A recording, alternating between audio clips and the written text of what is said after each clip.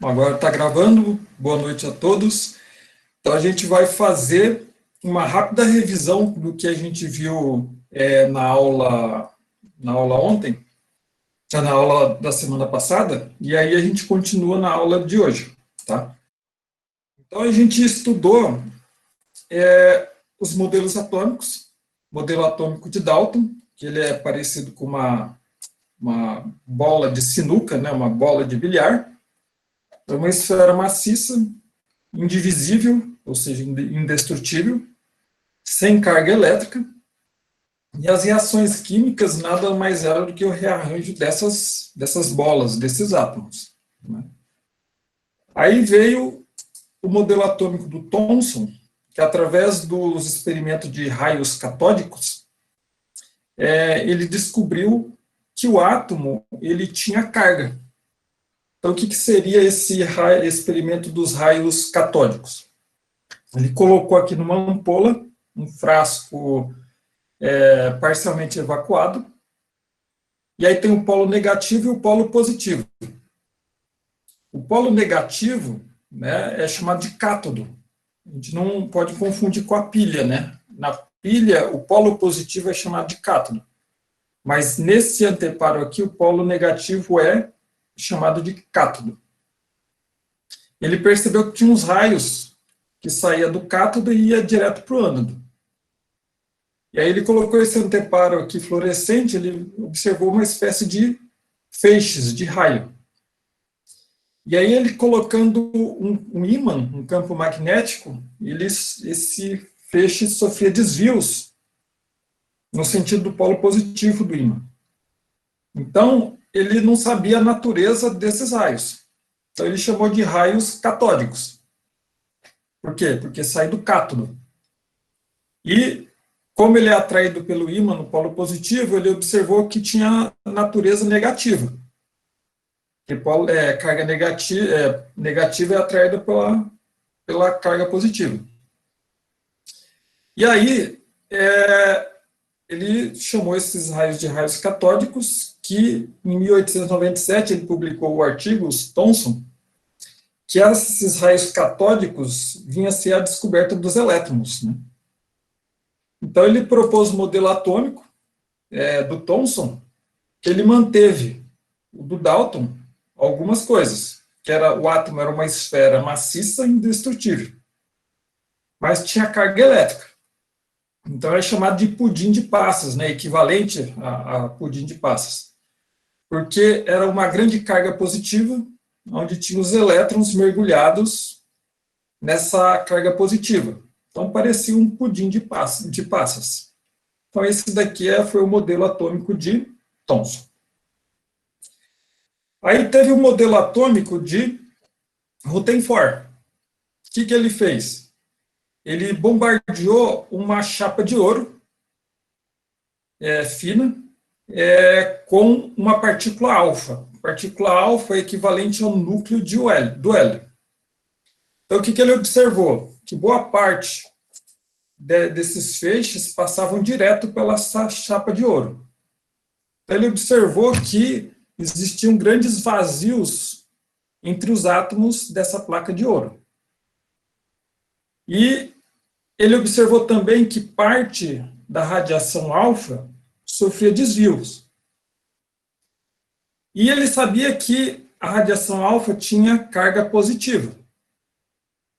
Então, positivo com positivo, eles se repelem.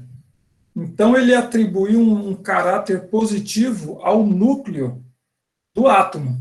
Porque se os raios alfa tinham caráter positivo e sofria desvios ao colidir com a placa, e aí, então, positivo com positivo, ele sofria desvios, então ele atribuiu que o núcleo do átomo ele tinha uma carga positiva.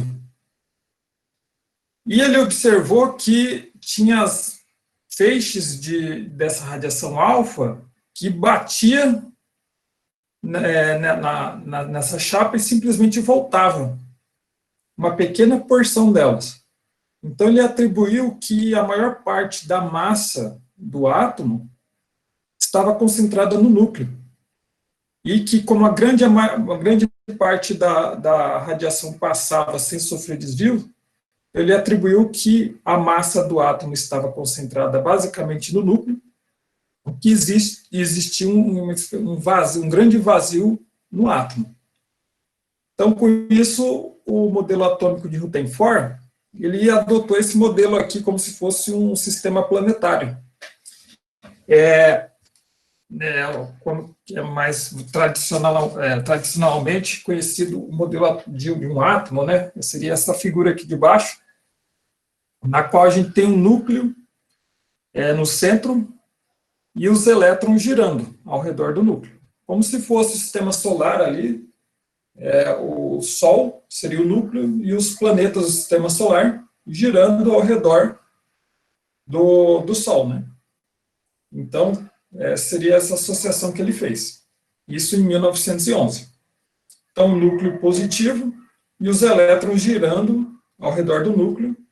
E ele chamou que esses elétrons estavam na eletrosfera. Só que aí, né, todo o trabalho tem as críticas. Aí os cientistas da época, eles criticaram, falaram, se o núcleo é positivo, é formado por prótons, positivo com positivo, eles se repelem. Então, o núcleo tinha que explodir, né? Ele não poderia ser uma estrutura estável. Aí essa resposta foi dada alguns anos depois com o descobrimento do nêutron no núcleo.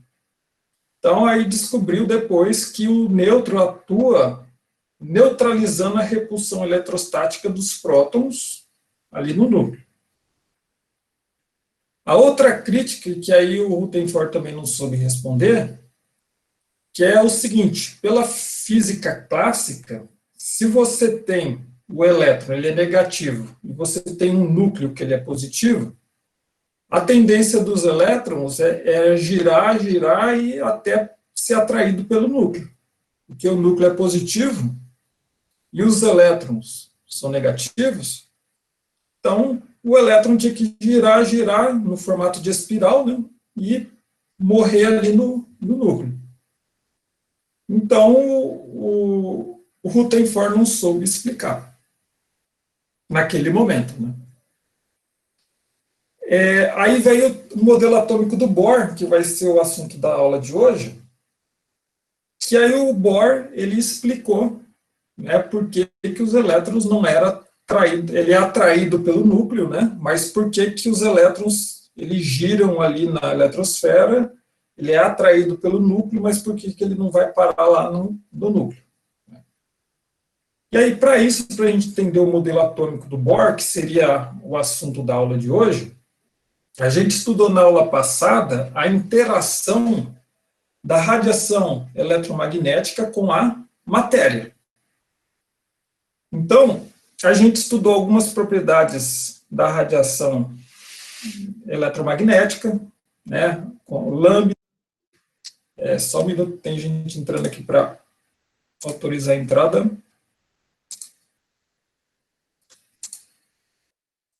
Então, a gente estudou na aula passada que tem o lambda, que é o comprimento de onda, o produto do lambda vezes a frequência é constante, né, que é igual à velocidade da luz no vácuo.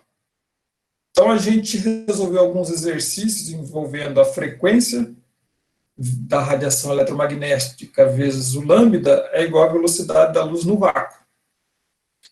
Então, a gente resolveu alguns exercícios, né? Todos eles já estão no YouTube. Então, a gente resolveu esses exercícios.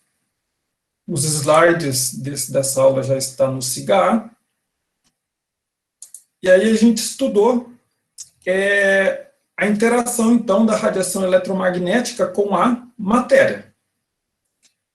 A primeira interação que a gente viu foi a teoria de Max Planck, que ele estudou materiais quentes. Então, ele estudou metais e aquecia esses metais. E o metal, aquecido, ele fica no rubro, né? Então, emite luz. E aí o Max Planck, ele associou é, que a energia absorvida ou liberada por um material era em pacotes de energia, pacotes fixos de energia. Que esses pacotes de energia ele chamou de quantum de energia. Então, um quantum, né, é um pacote fixo de energia, e que é latim, e aí no plural seria quanta de energia. Então, ele falou o seguinte, que a energia de um pacote de energia, de um quantum, seria a constante de Planck, H, vezes a frequência da radiação eletromagnética. E a constante de Planck é, né, tabelado, 6,63 vezes 10 elevado a menos 34 joules vezes segundo. Então, ele falou o seguinte, vamos imaginar como se a gente estivesse subindo uma escada, degrau por degrau. E, é claro, a gente está fazendo uma associação com a energia potencial em relação ao solo. Então, se você sobe um degrau, você adquiriu, vamos associando, né, um quantum de energia. Se você subiu 2 degraus, você recebeu 2 quanta de energia. 3 degraus, 3 quantas de energia. Então, assim por diante. Então, ele falou para a gente que a energia absorvida ou emitida pela matéria é múltiplos inteiros, né, dessa relação aqui, ó, da constante de Planck vezes a frequência. Então, seria um pacote, 2, 3, 4, 5, e assim por diante. E aí, com isso, ele ganhou o Prêmio Nobel da Física em 1918. Então, essa daqui foi o primeiro estudo, né, um dos primeiros estudos da interação da matéria com a radiação eletromagnética. E aí a gente estudou o efeito fotoelétrico, que é do Albert Einstein. O que ele propôs? A dualidade da luz. Então, a luz ela pode ser uma onda eletromagnética, como a gente está acostumado a associar ela, ou pode ser uma partícula. O que seria essa partícula? Seria um conjunto de fótons. O que seria fótons? Seria um pacote de energia. Então, ele fez o seguinte experimento. É o efeito fotoelétrico. Ele disse o seguinte, se você tem uma placa metálica, limpa, polida, e você incidir uma radiação eletromagnética nela, com frequência apropriada. Essa radiação eletromagnética pode incidir nessa chapa e arrancar os elétrons da sua superfície. Então, ele fez esse experimento aqui, está nessa figura,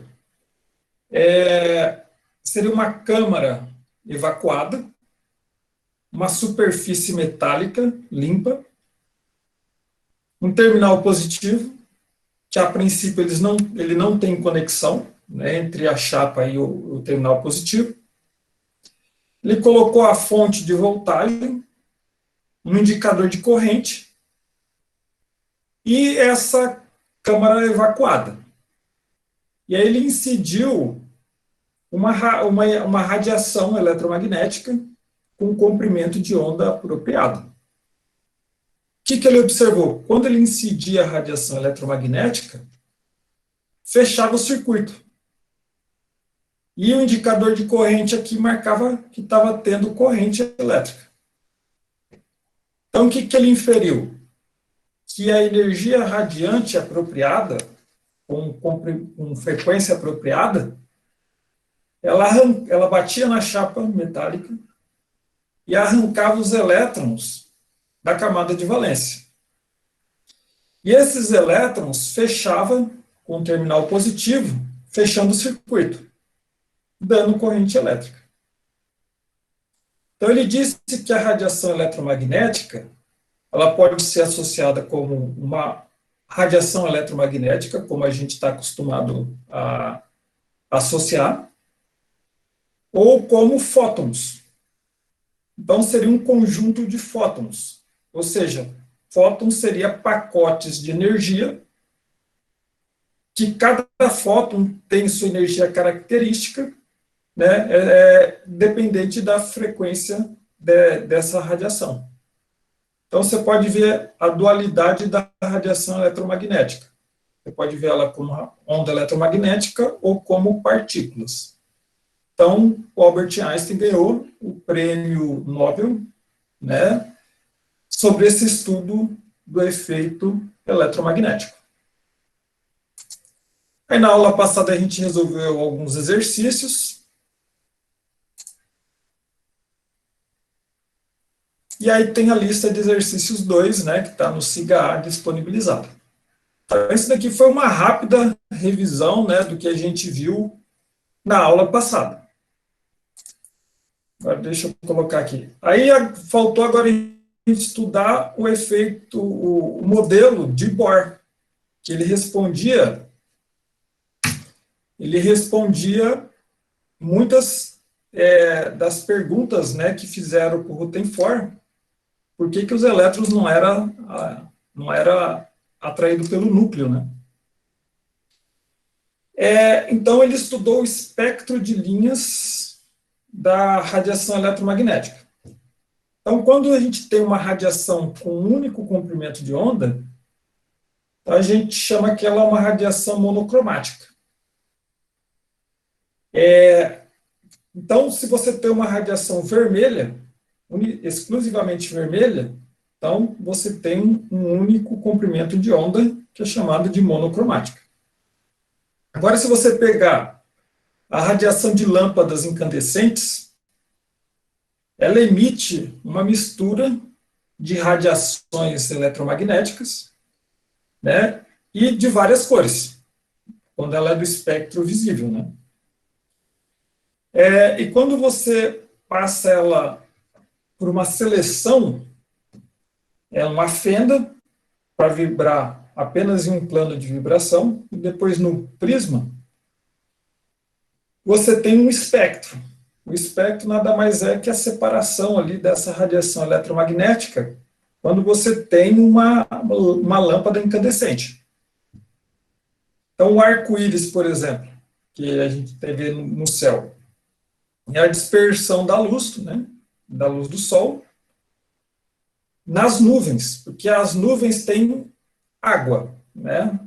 Pode ter ali gotículas de água. Então, a luz do Sol bate ali nas nuvens, tem a água, então ocorre a dispersão da luz do Sol, e a gente vê aquele arco-íris, né, com várias cores. Então, é esse princípio aí da dispersão da luz, né, que a gente vê o arco-íris de várias cores.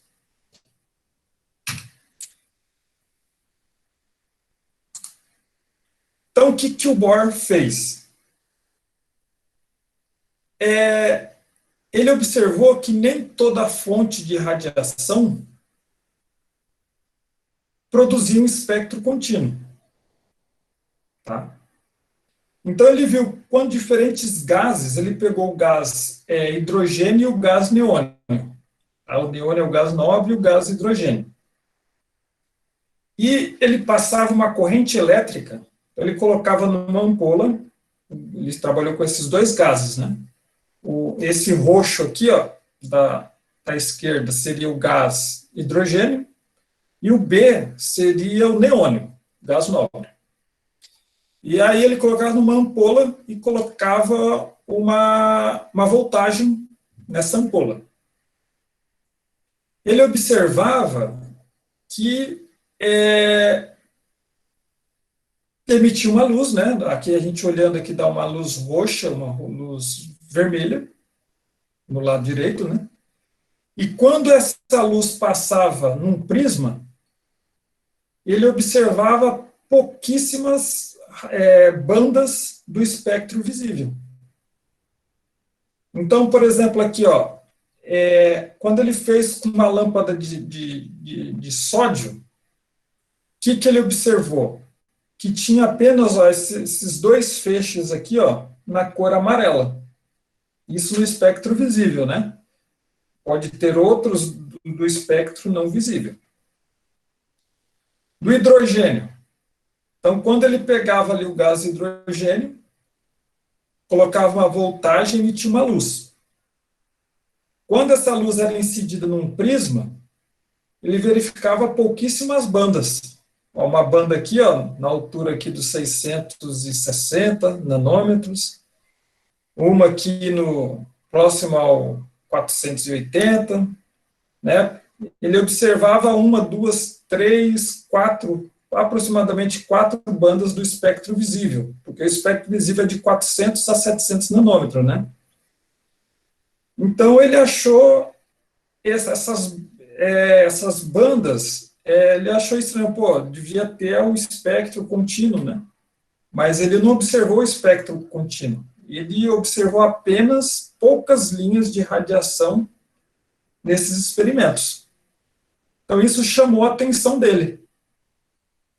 Depois a gente vai ver que cada banda disso daí corresponde ao salto quântico. Mas vamos passar o slide aqui. Então, no modelo atômico de Bohr foi em 1913. Na foto aqui, ele ao lado do Albert Einstein, né? Então, a física clássica falava o seguinte: se eu pegar uma pedra, amarrar num barbante, e eu girar, enquanto eu estiver fornecendo energia, essa pedra vai ficar em órbita, enquanto eu estiver fazendo energia com a mão. Agora, a partir do momento que eu parar de girar, de fornecer energia para essa pedra, a tendência é cair. O mesmo ocorria com o elétron na física clássica. Então, uma partícula carregada como um elétron, que se move em trajetória circular, perderia energia continuamente pela emissão de radiação eletromagnética. Então, se o elétron estivesse girando ao redor do núcleo, ela estaria perdendo energia. Então, à medida que o elétron girasse, a tendência é ele se mover em espiral até a direção do núcleo. Isso para a física clássica. Aí, o que o Bohr propôs? Então, teve três postulados do Bohr. Ele propôs o seguinte: o primeiro, somente órbitas de certos raios, ou seja, de certas distâncias do núcleo, elas possuem certas energias definidas, né? E são permitidas para um elétron em um átomo. Ou seja, os elétrons eles giram em órbitas, níveis de energia, com energias constantes. O segundo postulado, um elétron em certa órbita permitida tem uma certa energia específica, né, como eu falei agora há pouco, e está em um dado estado de energia. Logo, esse elétron não vai irradiar energia, portanto, não se moverá na forma de espiral em direção ao núcleo. Então, se esse elétron está girando ao redor do núcleo, ele gira sem ganhar e sem perder energia. Ou seja, em níveis de energia constante.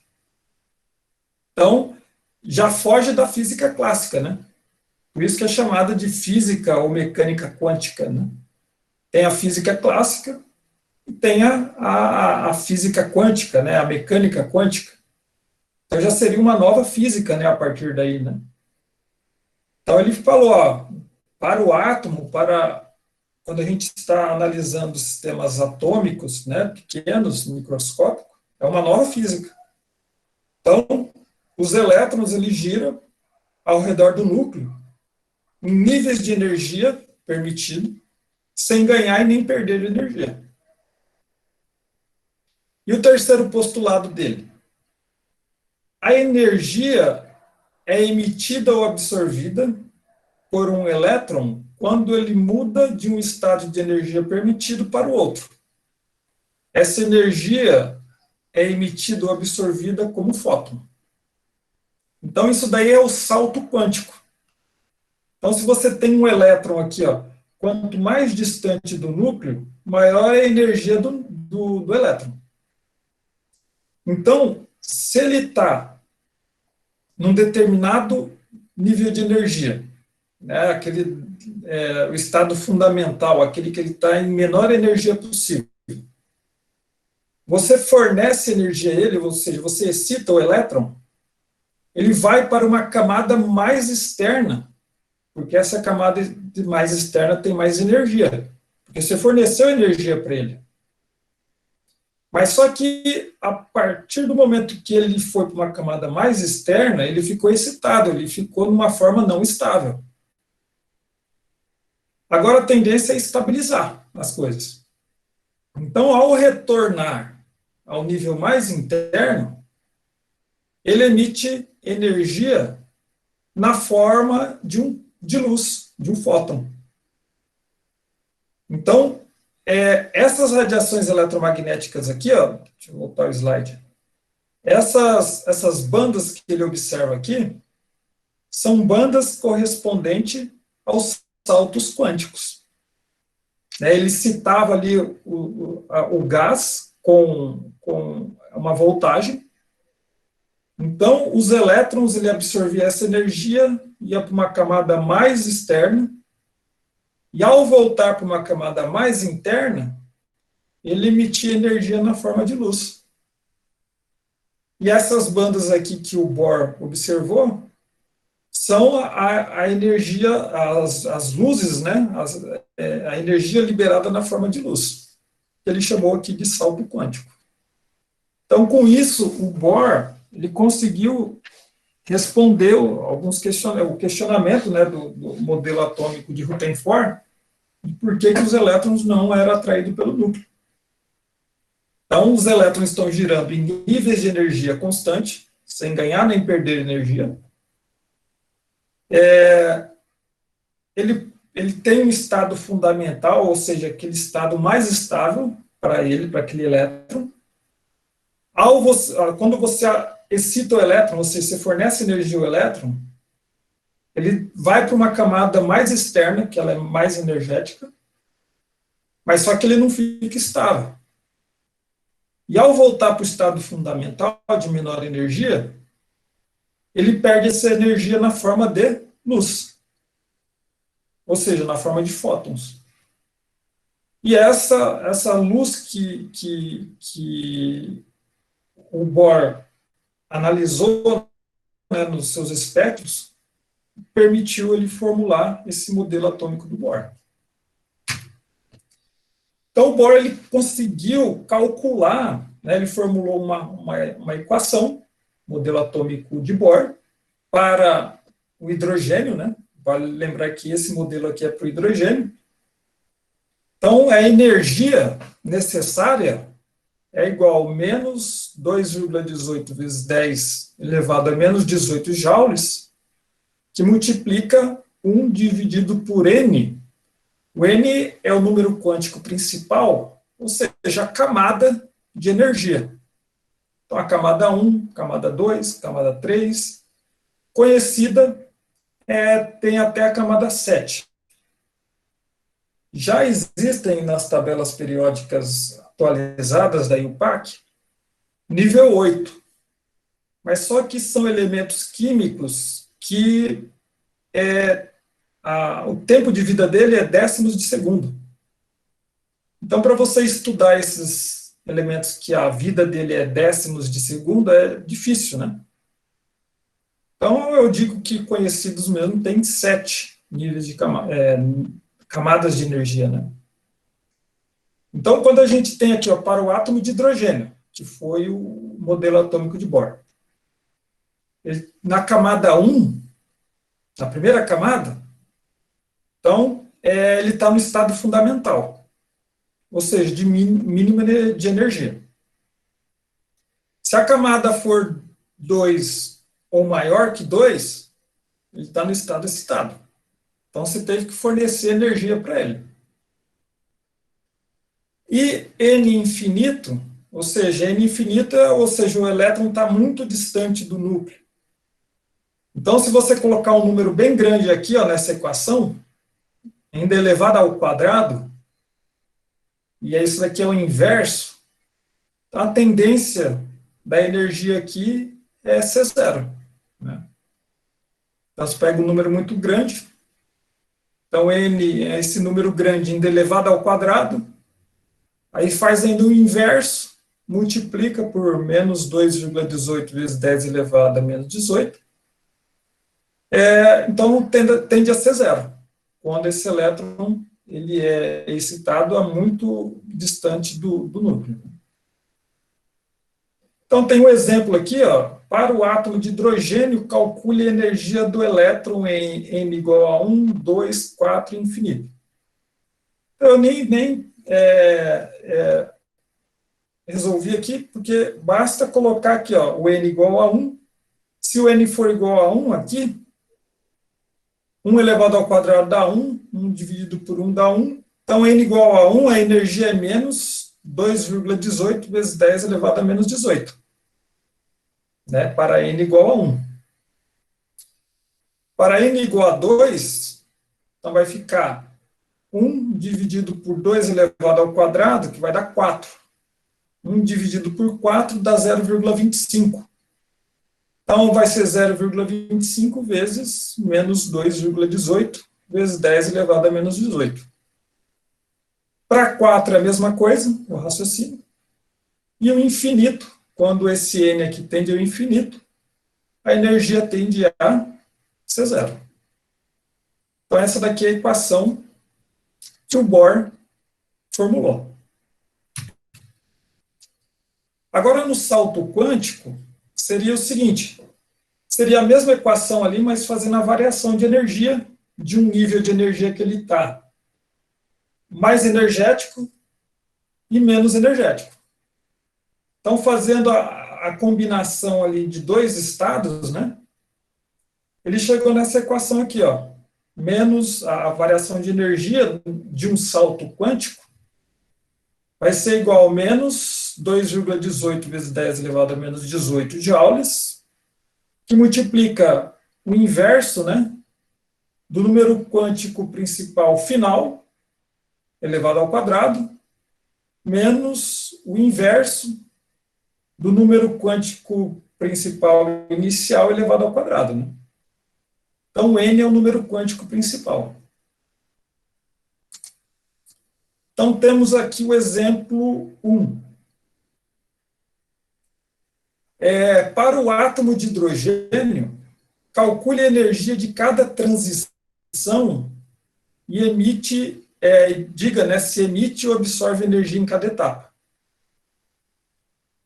Então, no item A, ele está na camada 3, e ele vai para a camada 1. Então, ele está numa camada mais externa, ou seja, mais energética. Se ele vai para uma camada mais interna, ele libera energia, né? Ele perde energia. Então, o sinal do ΔE tem que ser negativo. Então, substituindo aqui na equação, ΔE é igual a menos 2,18 vezes 10 elevado a menos 18 joules, multiplicado pelos inversos, né? Do n final ao quadrado, menos o n quadrado inicial, né? Então, o ΔE vai ser menos 2,18 vezes 10 elevado a menos 18 joules, vezes o n final. O n final para o item A é 1. 1 elevado ao quadrado vai dar 1, menos o n inicial, que é 3. 3 elevado ao quadrado dá 9. Resolvendo aqui dentro do parênteses, na calculadora, vai dar 0,888. Multiplicado por menos 2,18 vezes 10 elevado a menos 18, a energia liberada vai dar negativo nessa resolução aqui. Então, vai ser menos 1,937 vezes 10 elevado a menos 18 joules. Então, se é negativo, vai liberar energia. Agora, o item B, se ele vai do N igual a 2 para N igual a 4. Ou seja, você tem uma camada mais interna indo para mais externa. Então, nesse caso, ele está absorvendo energia. Porque quanto mais distante do núcleo, maior a energia. Então, substituindo na equação, a variação da energia é igual a menos 2,18 vezes 10 elevado a menos 18 joules, que multiplica 1 elevado ao n final, que é 4, 4 elevado ao quadrado, 16, menos 1 dividido por n inicial. O n inicial é igual a 2. 2 elevado ao quadrado é 4. Resolvendo essa parte aqui, ó, dentro do parênteses, vai dar negativo 0,1875, que multiplicado pelo valor de 2,18 vezes 10 elevado a menos 18, a variação da energia vai ser mais 4,8 vezes 10 elevado a menos 19 joules. Então, absorve energia. A variação da energia é positiva. Então, se você tem um elétron ali no nível 2, você quer jogar ele lá para o nível 4, você tem que fornecer 4,08 vezes 10 elevado a menos 19 joules para cada elétron, né? Então, é uma relação que absorve energia. Então, essa daqui seria a resolução do exemplo 1. Do exemplo 2, ele fala, ó, para o átomo de hidrogênio, determine qual das seguintes transições eletrônicas produz a linha no espectro visível. Espectro visível é a radiação eletromagnética, que tem um comprimento de onda entre 400 a 700 nanômetros. Então, tem o item A, né, que é do N igual a 2 para o N igual a 1. E no slide seguinte tem o item B, né, para a gente comparar. Então, a gente joga na equação que a gente viu ali anteriormente. Então, a variação de energia vai ser igual a menos 2,18 vezes 10 elevado a menos 18, que multiplica 1 dividido por 1, que é o número quântico principal final, elevado ao quadrado, menos 1 dividido por n inicial. O n inicial é 2. 2 elevado a 2 vai dar 4. Então, resolvendo, aqui dentro vai dar 0,75. 0,75. Resolvendo essa equação aqui, vai dar uma energia de 1,635 vezes 10 elevado a menos 18 joules. Aí a gente vai jogar naquela equação do Max Planck, que a energia é igual à constante de Planck, que multiplica a frequência. A energia a gente calculou anteriormente.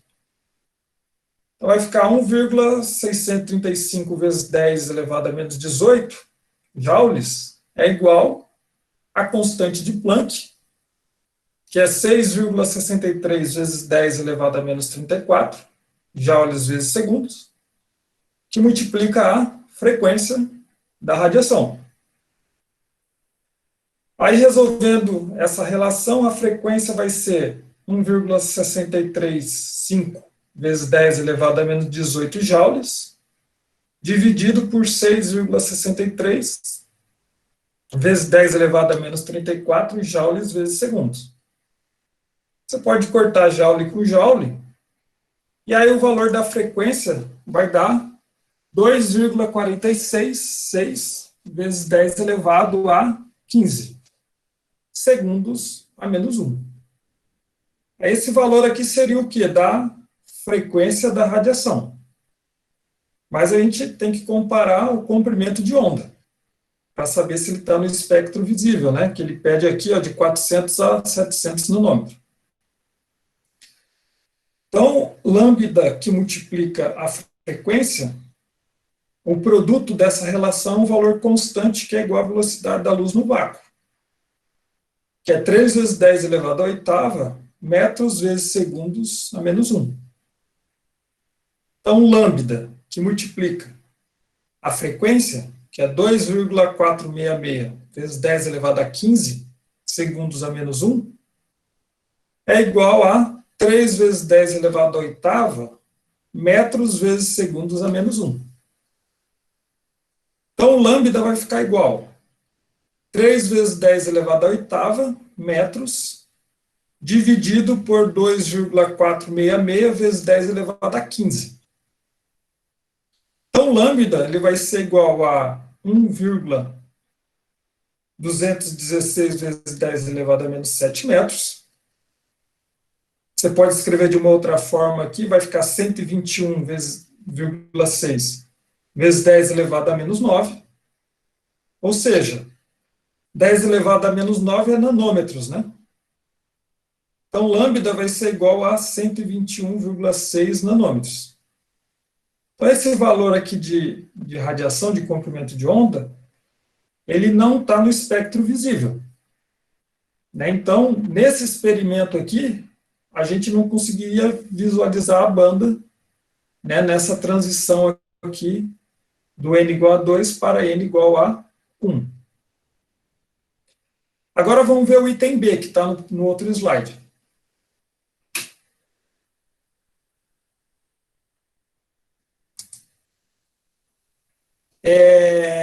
Aqui, ó, a gente vai substituir na fórmula, né?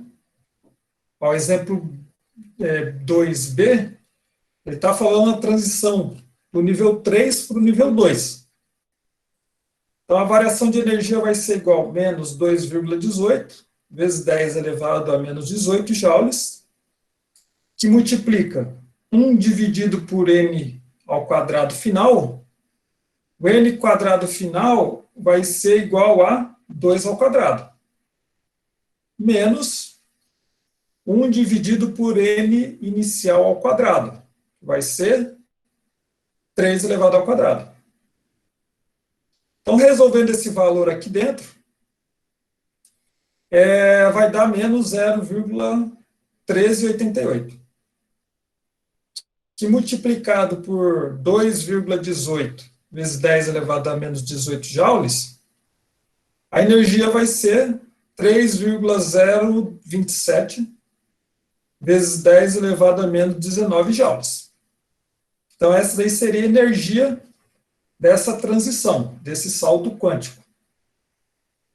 Aí a gente joga naquela equação do Max Planck, que a gente viu na aula passada. A energia é igual à constante de Planck multiplicada pela frequência. Então, a energia que a gente calculou anteriormente é 3,027 vezes 10 elevado a menos 19, que é igual à constante de Planck, que é 6,63 vezes 10 elevado a menos 34, joules vezes segundos, vezes a frequência. A gente corta aqui joule com joule, dos dois lados, né? E isola o comprimento de onda. Ou o comprimento de onda, a frequência, né?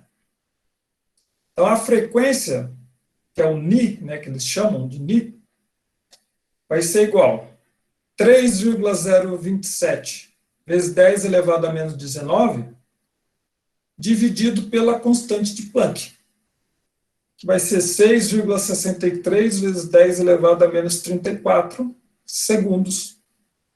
Aí vai ficar segundos a menos 1, né, que ele vai passar para cima, né, vai ficar segundos a menos 1.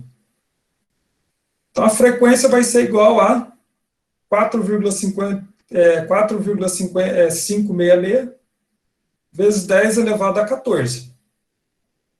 Só que no exercício ele dá como referência o comprimento de onda, né, para a gente ver se está no espectro visível. Então, a gente joga na expressão lambda, que multiplica A frequência é igual à velocidade da luz no vácuo. Então, lambda que multiplica a frequência é 4,566 vezes 10 elevado a 14 segundos a menos 1, que é igual à velocidade da luz no vácuo, que é 3 vezes 10 elevado a oitava metros por segundo. Então, você pode cortar aqui, ó, segundos a menos 1 da frequência, com segundos a menos 1 da velocidade. E isola o lambda. Lambda vai ser igual a 3 vezes 10 elevado a oitava metros, dividido por 4,566 vezes 10 elevado a 14. Fazendo na calculadora, o lambda é igual a 6,570 vezes 10 elevado a menos 7 metros. Se a gente andar a vírgula duas casas à direita, vai ficar 657 vezes 10 elevado a menos 9 metros. 10 elevado a menos 9 metros é nanômetros.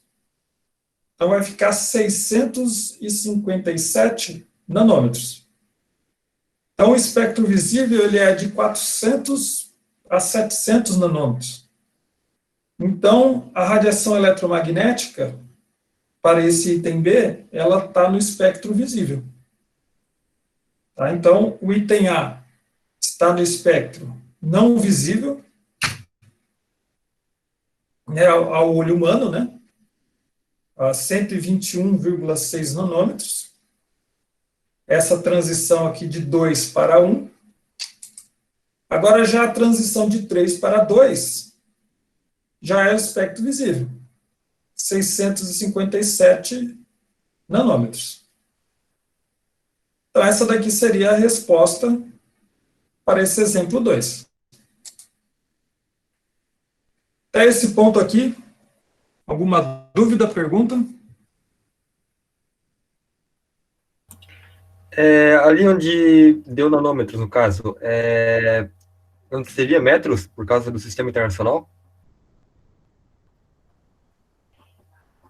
Na fórmula a gente jogou metros, né?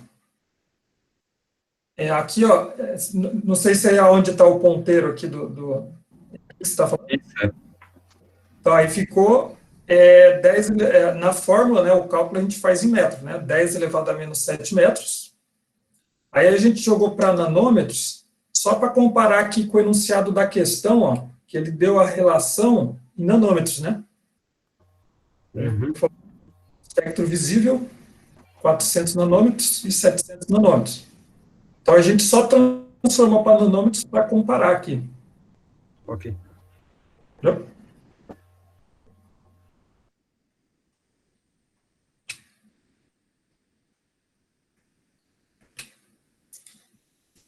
Estou indo muito rápido, muito devagar na explicação. Ô, professor, só uma dúvida que me surgiu, Sim. até da aula passada e depois que eu fui perceber, por exemplo, na escola, eu sempre aprendi como C é igual a lambda F, né? E você usa Ni. Eu queria saber se, de repente, prova, lista de exercícios, tem algum problema usar o F, porque até eu me peguei falando F e não Ni, né? Assim, é só uma questão dos autores desse livro aqui que a gente adota, ele usa o Ni, né? Mas o F é a mesma coisa. Tá todos, tudo é a mesma coisa, né? Então, todos estão, considerado correto. Tá bom, muito obrigado, então. Nada. Agora, então a gente viu, né, por exemplo, o efeito fotoelétrico do Albert Einstein, ele associou a dualidade da radiação eletromagnética, da luz. Então, ela pode ser vista como uma onda, como a gente está acostumado a interpretar ela assim, ou como partícula, que seria um conjunto de pacotes de fótons. Então, fótons, cada fóton é um pacote fixo de energia que vai depender da frequência da radiação eletromagnética. Então, você quer considerar a radiação, a luz como partícula, então você tem que ver ela como fótons. Se quiser ver ela como onda, então é uma onda eletromagnética, como a gente está acostumado a ter essa percepção. Agora tem o comportamento ondulatório da matéria. Então tem o seguinte, esse de Broglie, ele associou partículas, consideradas partículas, e toda partícula em movimento, você pode associar um comprimento de onda. Na tese de doutorado dele, ele cita, por exemplo, se você pegar o peso, por exemplo, de um elefante, né, que é bem pesado, e ele é bem lento. Então, o elefante se move a uma velocidade muito, muito baixa. Então, seria, do ponto de vista da física clássica, você associar um comportamento ondulatório de um elefante. Porque o elefante, o tamanho dele, a massa dele é muito grande, a velocidade com que ele se move é muito baixa. Mas agora, se você tem uma partícula, como, por exemplo, um elétron, e esse elétron é bem pequeno, tem uma massa bem pequena e ele se move bem rápido. Então, você pode associar a uma característica ondulatória desse elétron. Então, se você tem uma partícula, que você sabe a massa dela, essa massa é pequena, e ela se move de forma rápida, então ela pode ser vista como partícula ou como onda eletromagnética. Então, esse de Broglie, ele propôs a dualidade da partícula e de onda do elétron. Porque o elétron tem uma massa pequena. Ele se move rápido. Então, dependendo do ponto de vista que você estiver vendo o elétron, você vê ele como partícula. Dependendo como você vê, você pode ver ele como onda. Um exemplo que você pode ver o elétron como partícula, quando estiver fazendo a distribuição eletrônica de Linus Pauling, né? Isso é só tem uma pessoa entrando aqui, a entrada aqui.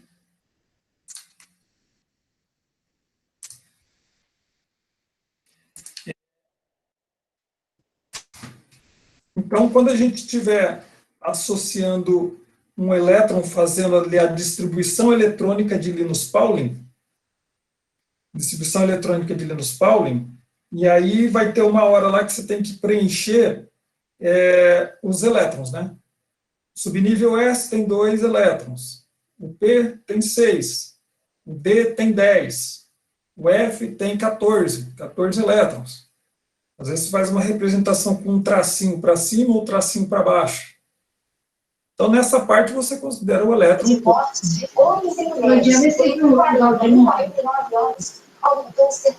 Alguém com um microfone... Então, o elétron, nesse quesito, você pode associar ele como uma partícula. Outro motivo, quando você conta lá o número de prótons é igual ao número de elétrons. Então, nesse quesito, você associa o elétron como partícula. Agora, a gente vai ver mais para frente que você pode ver o elétron como uma onda eletromagnética, que é o modelo vamos dizer assim, mais moderno do átomo, que é a densidade de probabilidade de um elétron estar naquela região. Então, você associa o elétron a uma onda eletromagnética, que, baseado, se ela é uma onda, você pode escrever essa onda através de uma equação matemática, e, baseado nessa equação matemática, você pode calcular a densidade de probabilidade daquele elétron estar naquela região. Mas isso a gente vai ver daqui alguns dos slides.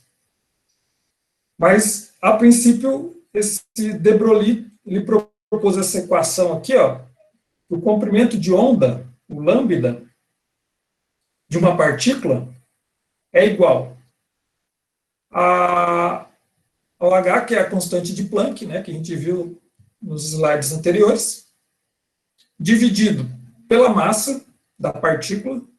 Se você estiver trabalhando com elétron, a massa é bem pequena,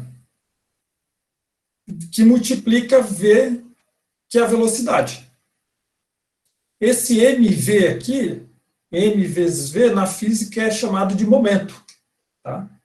Mas é a massa, que no sistema internacional é quilogramas, vezes a velocidade, que no sistema internacional é metros por segundo. Tá? Então, dessa forma aqui, você consegue associar um comprimento de onda a uma partícula pequena que se move de forma muito rápida.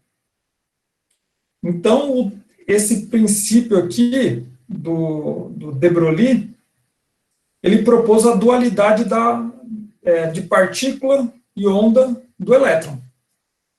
O elétron pode se comportar como partícula, ou ele pode se comportar como onda eletromagnética. Então, vamos resolver um exercício aqui, ó. O exemplo 3. Qual o comprimento de onda de um elétron com velocidade de 5,97 vezes 10 elevado a menos 6 metros por segundo?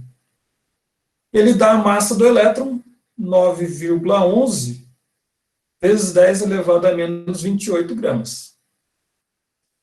Então, a gente tem aqui, ó, uma velocidade muito grande, ó, 5,97 vezes 10 elevado a 6. 10 elevado a 6 é milhão, né? Então, seria quase 6 milhões de metros por segundo. E a massa é bem pequena, 9,11 vezes 10 elevado a menos 28. Então, a gente associa a essa equação de de Broglie. Então, o lambda, o comprimento de onda desse elétron, dessa partícula, vai ser igual à constante de Planck, que é tabelada, né? 6,63 vezes 10 elevado a menos 34 joules vezes segundos, dividido pela massa. Só que a massa no sistema internacional, ela é em quilograma. Então, tem que transformar aqui, ó, grama para quilograma, tem que dividir por 1000. Eu dividir, não, multiplicar por 1000, né? Não, grama para quilograma, dividir por 1000, desculpa. Eu estou confundindo aqui, já é à noite, já estou cansado. Então, 9,11 vezes 10 elevado a menos 28, divide por 1000. Então, aí vai ser 9,11 vezes 10 elevado a menos 31 quilogramas, que multiplica a velocidade que é 5,97 vezes 10 elevado a sexta metros por segundo. E aí resolve essa equação aqui. Só vou fazer uma observação. Joule, na física, pode ser escrito de uma outra forma. Quando fala 1 joule. 1 joule, olhando aqui no lado direito, pode ser igual a 1 quilograma, que multiplica metro ao quadrado, que multiplica segundos ao quadrado negativo. Então, substituindo aqui, ó, nessa equação Joule por quilograma vezes metro ao quadrado, e esse segundo aqui é segundo ao quadrado negativo, eu coloquei ele embaixo aqui, dividindo, só que positivo, que agora ele está dividindo, né? Então, eu só substituo o Joule por essa unidade aqui, ó. Então, o que a gente faz? Ó, a gente corta quilograma com quilograma. A gente corta aqui, ó, segundos a menos 1. 1 segundo ao quadrado dá segundos. E a gente corta com segundos aqui em cima. A gente tem metro embaixo e metro elevado ao quadrado em cima. Então, você corta metro embaixo com metro elevado ao quadrado em cima, vai sobrar metro. Aí, fazendo na calculadora essa conta aqui, ó, 6,63 vezes 10 elevado a menos 34, dividido por 9,11 vezes 10 elevado a menos 31, depois dividindo de novo com 5,97 vezes 10 elevado a sexta. Vai dar 1,219 vezes 10 elevado a menos 10 metros. 10 elevado a... Então, aqui seria, né, a unidade, né, no sistema internacional, metros, né? Aí, se quiser escrever de uma outra forma, né, 10 elevado a menos 10 é 1 angstrom. Então, esse elétron, numa velocidade de 5,6 milhões de metros por segundo, ele tem um comprimento de onda de 1,219 angstrom. Então, com isso, nessa equação de de Broglie, ele provou para a gente, ele mostrou para a gente, ele demonstrou para a gente que um elétron, que é uma partícula pequena, em alta velocidade, ele pode estar associado a um comprimento de onda, né, que a gente calculou aqui esse comprimento de onda. Então, seria esse exemplo 3. Professor? Pois não? Você pode voltar um slide, por favor? Esse aqui? É uma dúvida bem simples, mas eu tô com ela já faz um tempo. Tanto no numerador quanto no denominador, todos os números que você colocou têm 3 significativos, né? 2 casas depois da vírgula. E na resposta, ela está com 4 significativos. Eu não deveria, arredondar, ficar 1,22? Sim. Esse daí porque eu coloquei na calculadora veio 3 e acabei colocando 3, mas você está correto, tá? Tá bom. Obrigado. Tá correto. Todos aqui estão com 2, né? Então, o certo é ficar com 2. Mas à tarde aqui, na calculadora veio 3. E aí arredondaria, né? Ficaria 1,22, né? 1,22, isso. Tá. Tá bom, então. Obrigado, professor. Tá.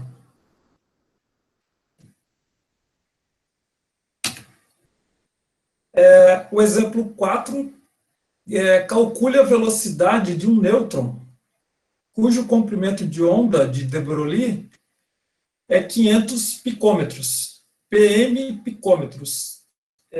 Picômetros é 10 elevado a menos 12 metros.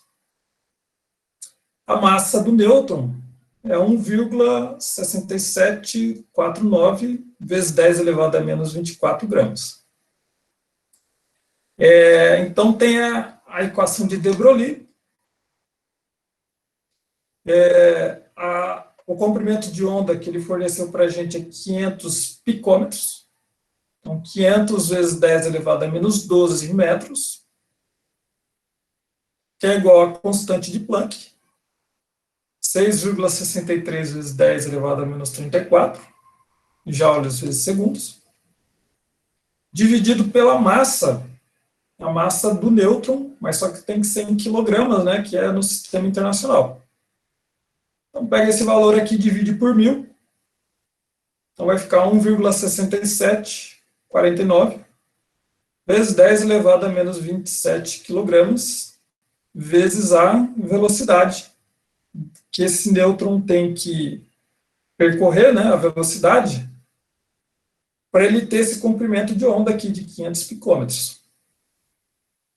Então, isolando aqui o V de velocidade, né, então vai ficar 6,63 vezes 10 elevado a menos 34 joules vezes segundos, dividido por, já multiplicando aqui, né, que o produto desses dois termos aqui vai dar 8,3745 vezes 10 elevado a menos 37. Fazendo o rearranjo aqui, ó, substituindo o joule por essa unidade aqui do slide anterior, já fazendo direto, né? Fazendo a conta aqui, a velocidade vai dar 791,68 metros por segundo. Então, o nêutron ele tem a massa maior do que a do elétron, né? Então, ele tem que percorrer, está numa velocidade 791 metros por segundo para ter um comprimento de onda de 500 picômetros. Então, essa daí seria a dualidade da partícula-onda, né? Então, o nêutron é uma partícula subatômica. E ele viajando, vamos dizer assim, viajando, né, numa velocidade de 791 metros por segundo, então ele adquire ali, ele tem um comportamento de uma onda, um comprimento de onda de 500 picômetros. Então, isso seria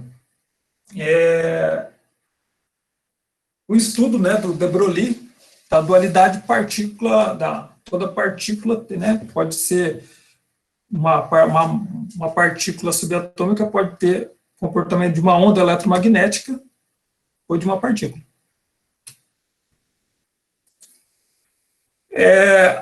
Já está terminando, tá, a aula aqui.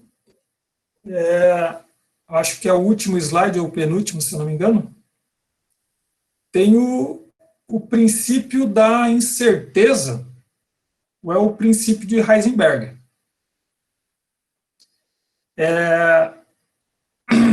Então, o que ele, se você pegar na física clássica, você pegar uma bola, colocar numa rampa, você colocar lá em cima a bola, então você solta a bola, sob determinado, sei lá, daqui 5 segundos, você consegue calcular, saber exatamente onde essa bola está, na rampa, qual é a velocidade dela, né? Daqui tantos segundos ela vai estar em qual ponto da rampa, sabendo a inclinação dela, da rampa, a gravidade. Então, na física clássica, você consegue saber a posição e o momento dessa bola. Você pode calcular a velocidade, quando a bola estiver passando em tal ponto nessa rampa aqui, qual que vai ser a velocidade dela? Você consegue calcular. Se você tem a massa dela, então você sabe o momento, né, que na física, momento é a massa vezes a velocidade. Então, esse princípio da incerteza, ou princípio de Heisenberg, ele é válido para partículas subatômicas, né? Já na física clássica, que é uma física, vamos dizer assim, à parte, né, você consegue calcular a posição e o momento daquilo que você está estudando. Então, o que seria esse princípio da incerteza, né, o princípio de Heisenberg? Que não é possível determinar de forma simultânea a posição ou o momento do elétron quando ele está na eletrosfera. Ou você sabe a posição dele, ou você sabe o momento dele. O momento seria a velocidade vezes a massa. Então, o que seria esse princípio de Heisenberg? Falando em termos de matemática. Claro que a gente não vai se aprofundar, né, nessa equação. Mas se você pegar a incerteza da posição, então ele chamou aqui de delta x, e multiplicar pela incerteza do momento desse elétron, ele vai ser maior ou igual à constante de Planck, dividido por 4π. Então, só para a gente ter uma ideia desse princípio da incerteza, então a velocidade média do elétron, né, quando ele está no átomo de hidrogênio, é 5 vezes 10 elevado a sexta metro por segundo. 5 vezes 10 elevado a sexta metro por segundo são 5 milhões, né, de metros por segundo. Vamos trabalhar com uma incerteza só de 1%, que é 1% de incerteza, é uma incerteza baixa, né? 1%, né, de incerteza. Então, 1% de 5 vezes 10 elevado à sexta dá 5 vezes 10 elevado à quarta, né? Se a gente pegar 1%. Então, o que, que a gente fez aqui? Ó? A gente isolou a posição. Aí pegou essa equação aqui, ó, de cima, só isolou a posição e passou multiplicando o momento. Seria a incerteza do momento.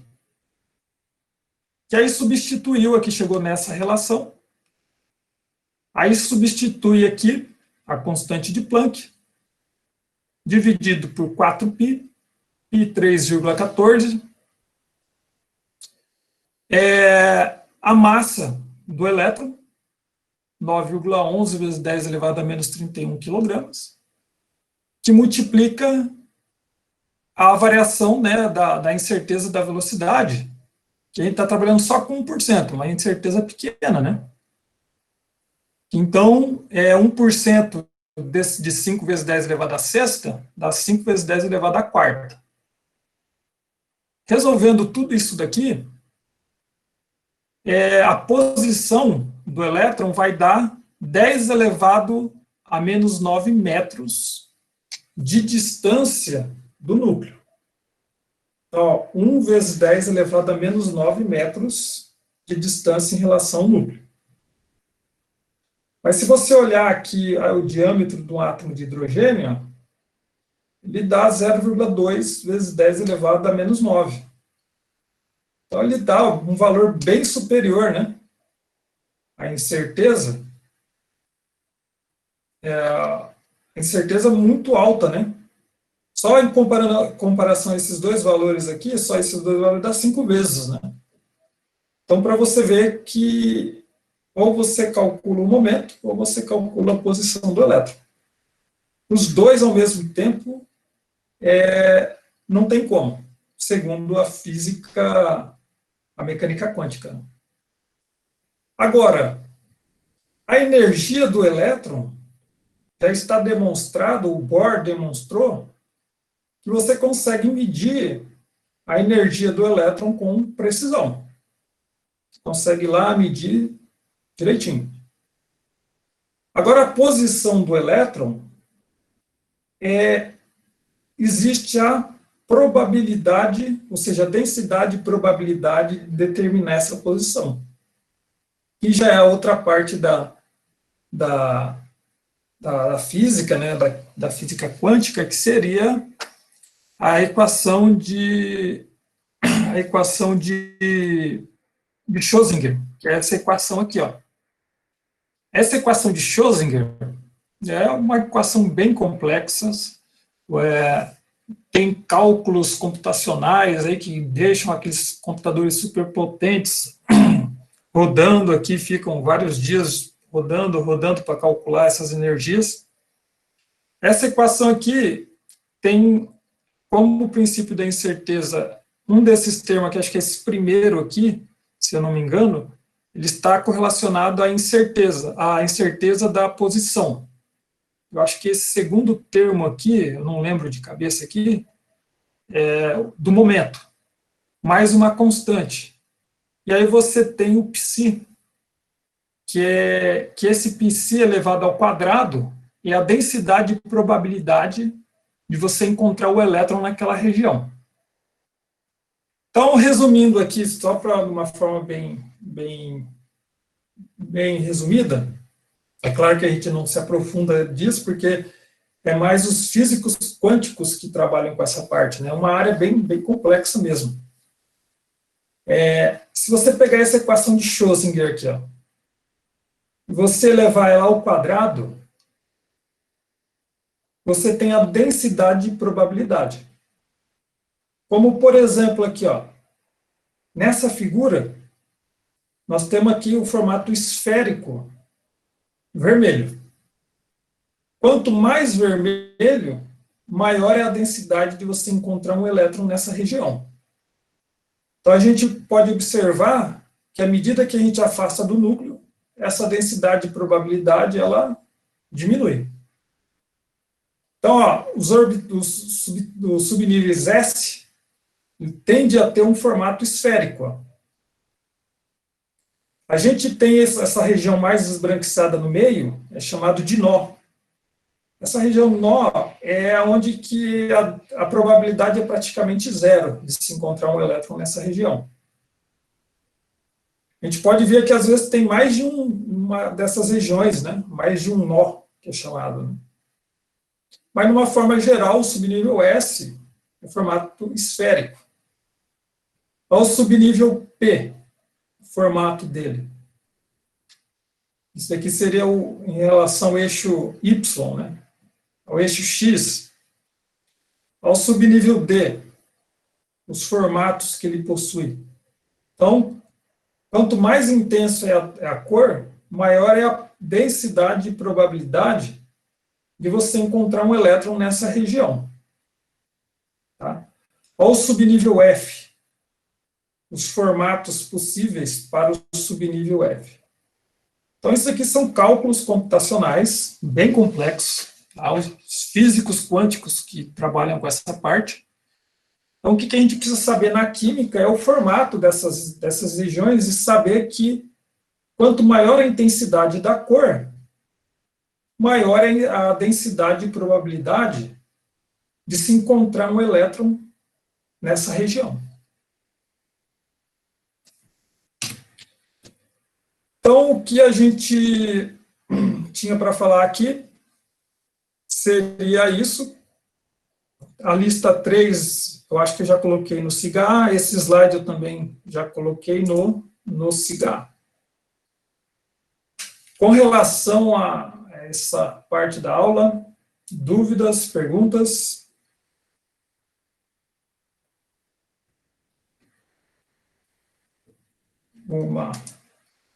Alguma contribuição que alguém gostaria de fazer?